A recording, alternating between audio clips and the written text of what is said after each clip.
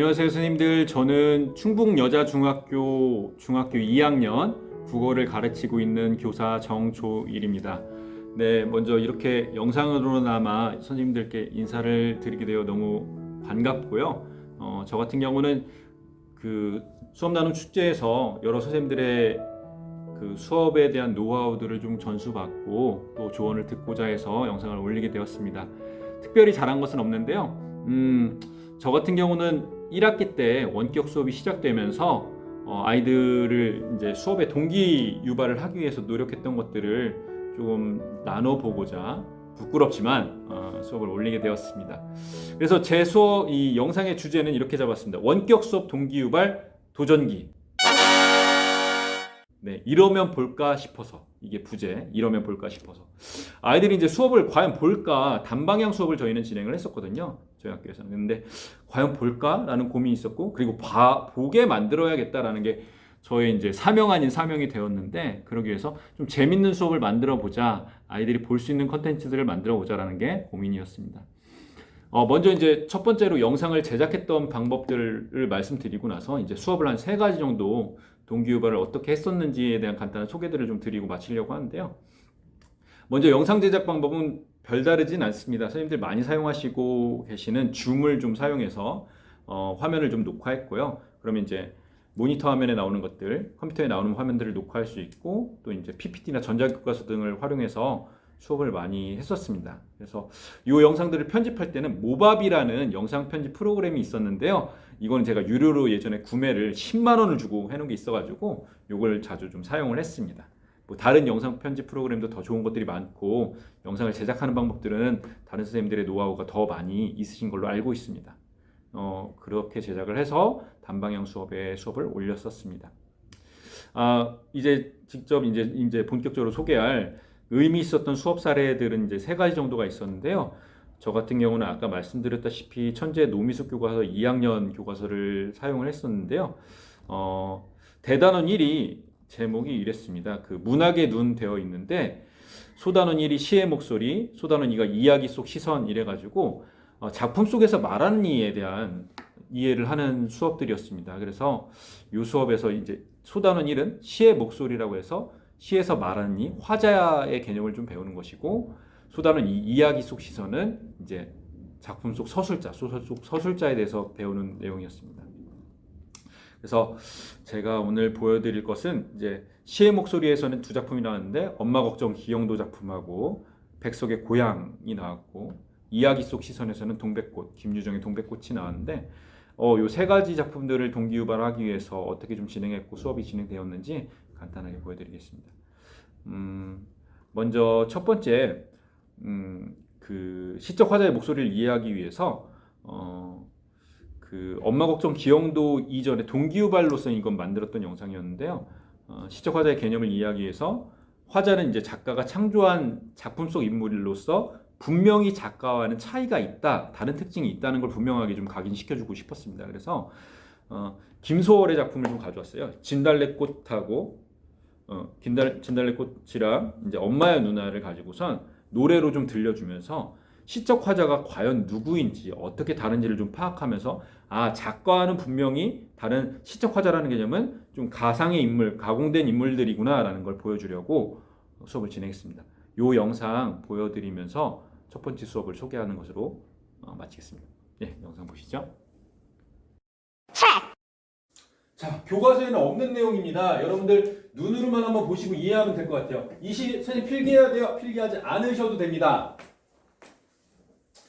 자, 우리나라 대표적인 시인 김소월 시인이라고 알고 있나요? 네, 김소월 시인의 시 2가지를 가져왔어요.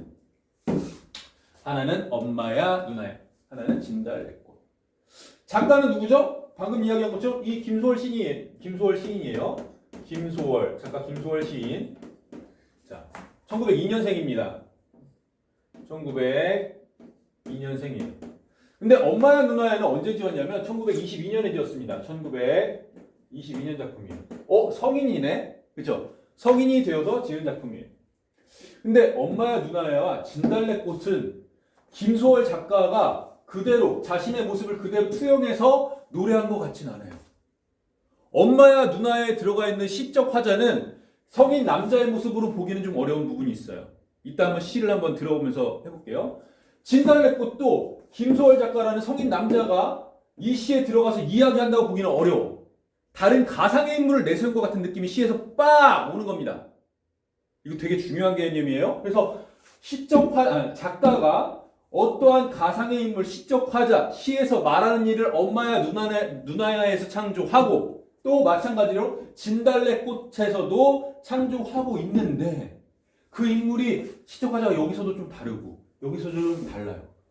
그래서 그 감정을 시적 화자가 누군지를 정확하게 이해하게 하기 위해서 선생님이 지금부터 이 엄마야 누나야와 진달래꽃을 시적 화자의 목소리를 담은 노래로 한번 들려드리려고 합니다.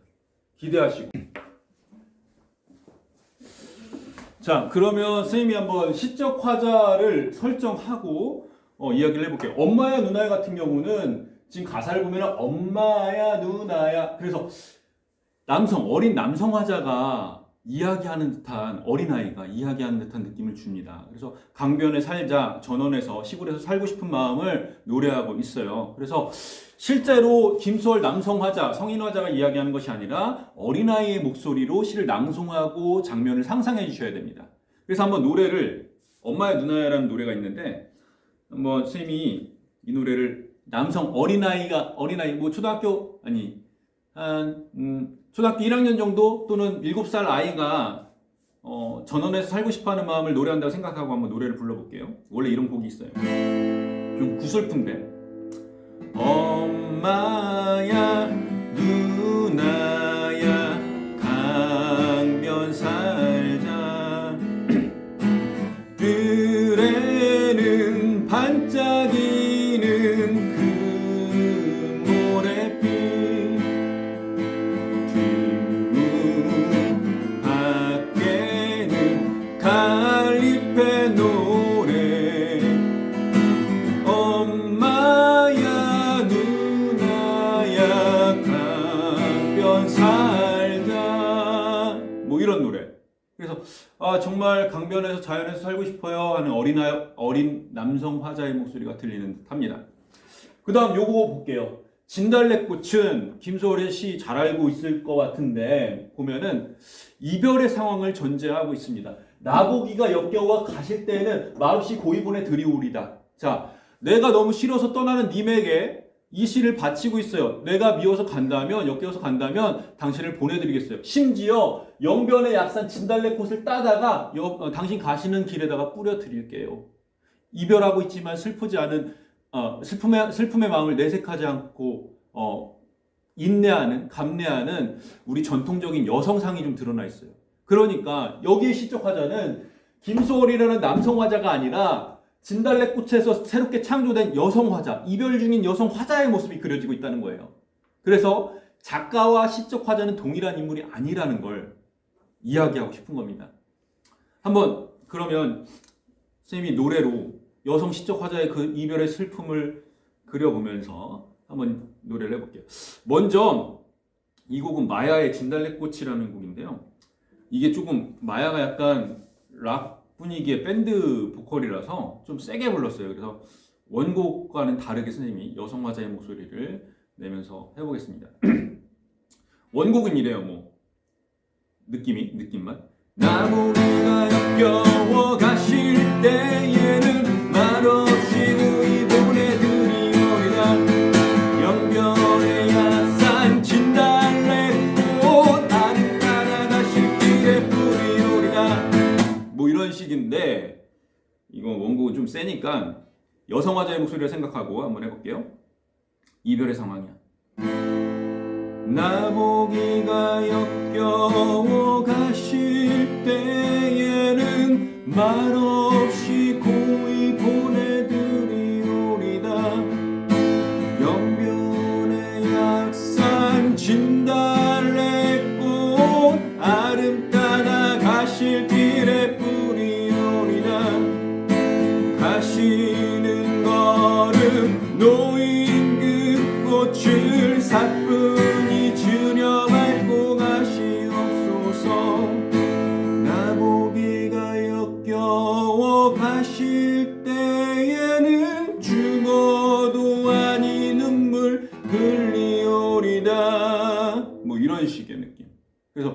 여성 화자의 느낌이, 이별하는 여성 화자의 느낌이, 보내고 싶지 않지만 보내는, 인내하는, 순종하는 그 한의 정서가 느껴지는 화자를 만들어낸 거예요. 기가 막히죠. 그래서 우리는 이제 그 다음 시에서도 우리가 교과서에서 배워야 되는 엄마 걱정이라는 시에서도 시적 화자가 누구인가, 그리고 시적 화자가 존재하고 있는 장면은 무엇인가, 시의 장면은 무엇인가, 이런 것들을 한번 파악해보는 시간을 갖도록 하겠습니다. 시작하겠습니다. 네, 그래서 이 수업은 사실 그 기타를 제가 잘은 못 치지만 칠 수가 있어서 조금 이제 아이들이 노래로 들으면서 이제 그 감성을, 시적 화자의 정서를 느낄 수 있으면 좋겠다라고 생각해서 구분되는 시적 화자, 분명하게 다른 시적 화자가 나타나는 작품들을 가져와서 한번 들려주면서 그 시적 화자의 개념과 작가의 차이점을 좀 이해하는 수업을 도모를 했었습니다. 두 번째 시는 이제 백석의 고양이라는 시를 수업했는데, 여기서도 이제 시적 화자를 이해하는 수업이기 때문에 시적 화자의 특성을 좀 잘 파악하면 좋았는데, 저는 이제 이 시가, 백석의 시, 고양이의 시가 좀 이야기 형태의 시라는 걸 분명하게 좀 알려주고 싶은 게 있어서 두 인물이 그 이야기를 하는 것 같은 장면을 연출을 했습니다. 그래서 충분히 극화된 수업을 좀 만들어 봤어요. 시를 극화해서 이야기 형태로서 어떻게 이 시가 흘러가고 있고 장면들을 이해할 수 있는가를 알면 시적 화자가 어떤 상황에 처해 있고 어떤 인물인지를 분명히 알 수 있을 것 같아서 수업을 좀 꾸며봤습니다. 그래서 이야기 시의 형태를 알아보기 위한 백석의 고향 수업했던 것들 같이 한번 보시겠습니다. 오늘 배울 시는요, 백석의 고향이라는 시입니다. 이 시는 재밌는 게 시적 상황들이, 인물과 사건과 배경들이 모두 다 드러나 있어서 한편의 소설을 보는 듯한, 이야기를 보는 듯한 느낌이 들어요. 그래서 향토적인 소재들 한번 가지고 와봤어요. 그 고향을 느낄 수 있는 정치들을 여러분들이 잘 정서를 느낄 수 있을까 모르겠는데, 한번 선생님하고 이 스토리가 어떤 상황인지 보면서 시의 내용들 파악하고 시의 중요한 내용들 좀 정리해 보도록 하겠습니다. 네, 그러면 시 작품 들어가기 전에 선생님이 이 내용을 한번 스토리로 보여드리도록 하겠습니다. 같이 보시죠.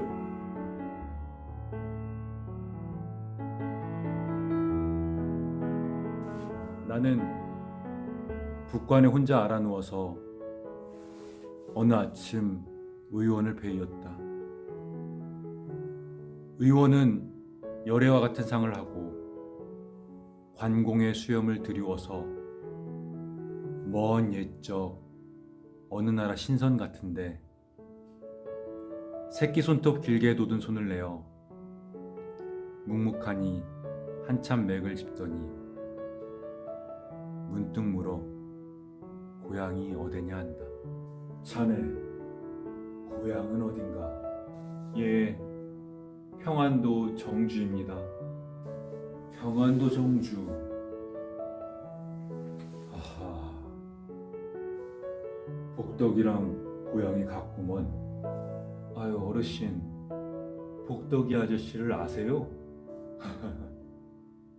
복덕이랑 나는 막역지간일세. 아 그러세요? 제가 아버지처럼 섬기는 분입니다. 그렇구먼.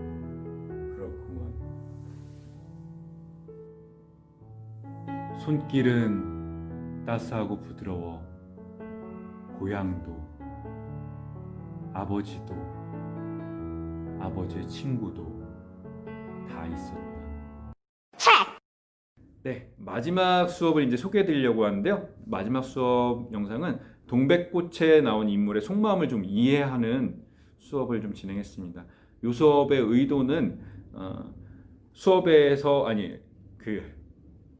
소설에서 말하고 있는 이 서술자인 나가 상당히 어리숙한 화자이고 신빙성 없는 화자라는 거, 말하는이라는 것을 좀 분명하게 이야기하기 위해서 그런 것들을 부각해주고 해설해주는 사람이 있으면 좋을 것 같다는 생각이 들었어요. 그래서 저 같은 경우, 저와 제 아내가 좀 출연을 했는데, 아내가 이제 점순이와 나의 이 썸을 타는 연애 직전의 이 감정들을 해설을 해주면서 상당히 어리숙한 서술자라는 것을 좀 설명을 해주고 부각을 해주고 그 점순이의 의도가 행동의 의도가 무엇인지 나가 어떤 부분을 마음을 읽지 못하고 있는지를 좀 보여주는 장면들을 연출하려고 요즘 보면 이제 연애 참견이라는 프로그램이 있어요. 그래서 이제 연애를 하는 것들을 해설해주고 도와주고 이제 조언해주고 하는 프로그램인데 이런 것들을 좀 담아봤습니다. 그래서 이걸 이제 해설하는 장면들을 한번 보여드리도록 하겠습니다. 영상 보시죠.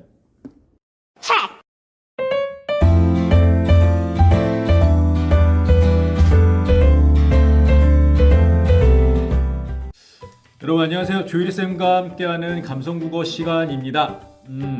지난 시간에 우리 소설에서의 서술자에 대해서 4가지를 배웠는데 오늘 실제로 소설 동백꽃을 에 대한 이야기를 하면서 동백꽃에 나타난 서술자의 특성에 대해서 조금 공부를 해보려고 합니다. 교과서는 우리 28페이지 보시면서 따라와 주시면 될 것 같아요. 한번 볼게요. 학습 안내. 학습 목표를 먼저 확인할 거고요. 학습 목표는 이제 서술자의 특성과 인물의 태도, 특히 이제 동백꽃에 나타나는 서술자의 특성과 동백꽃에 나타나는 인물 점순이와 나를 중심으로 태도를 한번 보도록 하겠습니다. 그 다음에 영상으로 보는 소설이에요. 교과서 영상 자료가 있는데 요 내용을 그냥 영상으로만 보내드리려다가 아무래도 소설 동백꽃의 서술자는 1인칭 주인공이에요. 1인칭 주인공이기 때문에 주인공이 나의 이야기를 서술하고 있어요. 그런데 이 주인공이 특성이 모든 내용을 알지 못하는 좀 미숙한 어리숙한 서술자예요. 그러다 보니까 참견을 좀 해줘야 돼. 사실은 동백꽃에 나오는 나가 이해하고 있는 장면이나 상황들이 온전한 건 아니라는 거죠. 그래서 그걸 분명하게 좀 해설하기 위한 해설위원을 좀 모셨습니다. 그래서 동백꽃 영상을 보면서 좀 참견하는 시간 갖도록 하겠습니다. 그리고 마지막으로 소설 동백꽃에서 봤던 서술자의 특성을 간단하게 요약 정리하는 시간을 갖도록 하겠습니다. 이해되셨죠? 오늘도 수업 잘 따라와 주시길 부탁드리고, 자, 학습 목표 한번 같이 읽어볼까요? 원격 수업이지만 집에서 큰 소리로 시작. 소설 동백꽃의 서술자 특성을 이해할 수 있다. 한번 보겠습니다. 그래서 이제 영상을 보면서 동백꽃에 대한 이야기를 좀 해볼 텐데요. 영상 장면에서는 뭘 할 거냐면 이제 점순이가 하는 행동의 의미 또는 나가 하는 행동의 의미, 그리고 서술자를 1인칭 주인공으로 했을 때의 효과에 대해서 조금씩 이야기를 해볼 거예요. 그거 보시면서 이러한 특성이 있기 때문에 주인공을 서술자로 정해서 1인칭 주인공 시점으로 김유정 작가는 동백꽃이라는 작품을 만들었구나 라고 이해를 하셨으면 좋겠습니다. 이해되셨죠? 자, 오늘의 수업도 잘 들어주실 거라고 기대하겠습니다.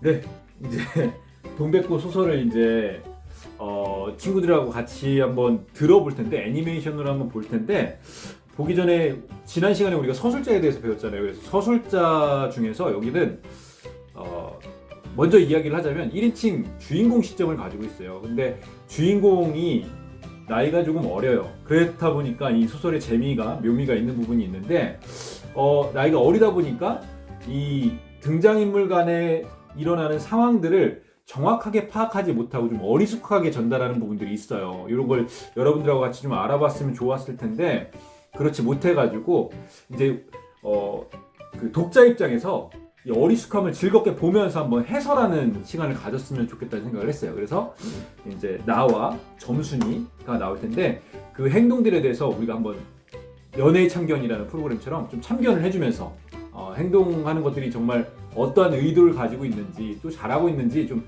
재미있고 좀 편안하게 보셨으면 좋겠어요. 뭐 수업 내용과 관련이 있을 수도 있고 그렇지 않을 수도 있는데 같이 보셨으면 좋겠습니다. 옆에 지금 등장해 있는 분은 소개하겠습니다. 연애 전문가 효니님 모셨습니다. 반갑습니다. 안녕하세요. 말씀하셔도 돼요. 네, 괜찮습니다. 그렇게 움직이시면 스티커 처리하기 어려워요. 아무튼 연애 전문가 효니님 모셨어요. 연애 많이 해보셨죠? 조금 하셨어요? 편안하게 말씀하셔도 돼요. 네. 그래서 그 전문성을 가지고 오늘 한번 그 동백이가 아니지. 점순이하고 나의 연애하는 이 러브 스토리를 잘 해설해 주시길 부탁드리겠습니다. 네. 잘 하실 수 있으시죠? 네. 그럼 한번 영상 보면서 중간중간 끊으면서 저희가 한번 이야기할 만한 부분들을 얘기해 볼게요. 영상 같이 보겠습니다. 동백꽃 김유장. 내가 점심을 먹고 나무를 하러 갈 양으로 나올 때이었다. 이번에도 점순이가 쌈을 붙여놨을 것이다. 나흘 전 감자 조각만 하더라도 나는 저에게 조금도 잘못한 것은 없다. 계집애가 나 물타리 엮는데 발소리를 죽여가지고 등 뒤로 살며시 와서 예, 너 혼자만 일하니? 그럼 혼자 하지 때로 하디? 너 일하기 좋니?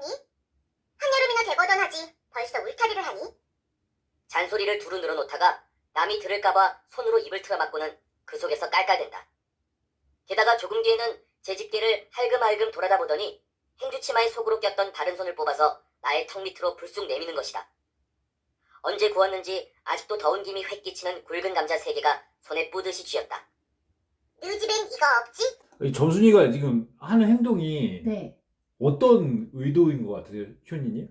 관심? 아, 왜 그렇게 생각하세요? 저 시대 때는 네. 먹을 것도 없고 네. 배도 많이 고플 때인데 맞아요. 감자를 준다, 먹을 걸 준다. 이런 거는 관심의 표현 아닐까요? 맞아요. 지금 1936년이거든요. 그때면은 사실 이렇게 여자가 행동하기 좀 어려운 부분이 있죠. 그렇죠. 네, 근데 감자를 준다는 건 좋은데 멘트가 너 집에 이거 없지 그랬어요. 이거 괜찮은 멘트인가 싶어서요. 어때요, 보시기에? 글쎄요, 부끄러운 반, 응. 뭐 좀 쑥스러운 반. 아, 그래서 조금 그냥 강하게 표현하는 거다? 아, 그럴 수 있다라는 의도. 역시 여자 입장에서는 그러면서도 꽤 적극적인. 적극적인 태도를 맞아요. 좀 뭐라 그래야 돼? 직진녀 스타일이에요. 점순이가. 네. 한번 볼게요. 하고 제가 준 것을 남이 알면 큰일 날 테니 여기서 얼른 먹어버리란다. 그리고 또 하는 소리가 너 봄 감자가 맛있단다. 난 감자 안 먹는다. 니나 먹어라. 나는 고개도 돌리지 않고 일하던 손으로 그 감자를 도로 어깨너머로 쑥 밀어버렸다. 그러면 나는 왜 고개도 안 돌렸을까요? 그 남자의 심리는 뭐예요? 나의 심리는 뭐예요, 지금? 만약에 저는 그럴 것 같아요. 그러니까 지금 사실 뒤에 보면은 점순이가 이제 마름이고, 그러니까 마름은 당시 지주한테 땅을 받아가지고 소작할 수 있게 이제 해주는 거였거든요. 그러니까 상위 계층이죠. 얘보다. 근데 나 같은 경우는 소작농이어서 땅을 붙이고 있는데 니네 집에 이거 없지? 하면은 저는 좀 자존심이 상할 것 같아요. 그럴 수 있겠네요. 네. 그런 거 아닌가. 그쵸? 그래, 네. 그 이해는 돼요. 그래서 나가 그럴 수 있다라는 생각 들었어요. 네. 그래도 가는 이놈아, 너 왜 남의 닭을 때려 죽이니? 그럼 어때? 하고 일어나다가 뭐 이 자식아? 누집 딸긴데. 이게 아는 거죠. 누집닭인데가 상당히 좀 중요한 거거든요. 그러니까 그 소설 속에서 계속 나는 점순이 눈치를 좀 봐요. 볼 수밖에 없고 당시 시대 상황을 좀 김유정 작가가 보여주는 거긴 한데 그래서 아마 더 당황을 했을 거예요. 점순이네 닭을 죽이면 우리가 이제 땅을 붙일 수가 없으니까 농사를 지을 수 하고 없으니까. 복장을 떠미는 바람에 다시 벌렁 자빠졌다. 나는 비슬비슬 일어나며 소매자락으로 눈을 가리고는 얼김에 엉 하고 울음을 놓았다.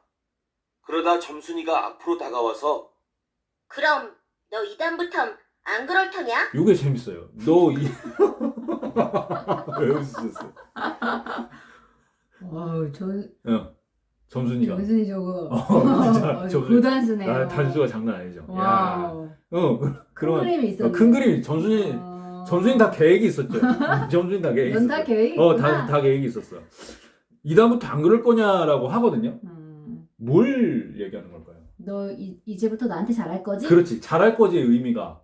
이제 감자 먹을 거지? 그렇지. 너 나한테 마음 줄 거지 이거지. 감자 왜 안 먹었어? 러브 사인 맞지, 그렇지. 이거죠. 그래 네, 이렇게 해서 이제 제가 촬영했던 방법들이나 수업을 단방향 수업을 하기 위해서 제작했던 프로그램들 그리고 수업 동기 유발을 위해서 했던 도전들 공유해드렸는데요. 저보다 훨씬 더 훌륭하게 많이 해내고 계신 선생님들이 많으신 걸로 알고 있습니다. 선후배 선생님들의 또 조언을 저도 구하고 기다리겠습니다.